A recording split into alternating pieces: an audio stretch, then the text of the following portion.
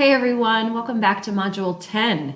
This week we're going to be learning about industrialized animal food production as well as food processing and distribution.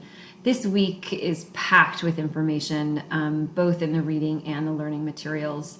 So in the learning materials, there's a short lecture in which I've highlighted a little bit from each one of those sections. So there's some material on industrialized animal food production, and then there's a little bit on food processing and also food distribution.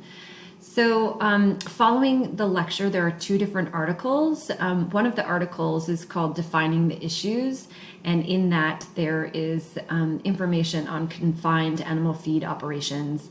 And that's followed by another article called Looking Ahead, which examines the alternatives to such agricultural practices.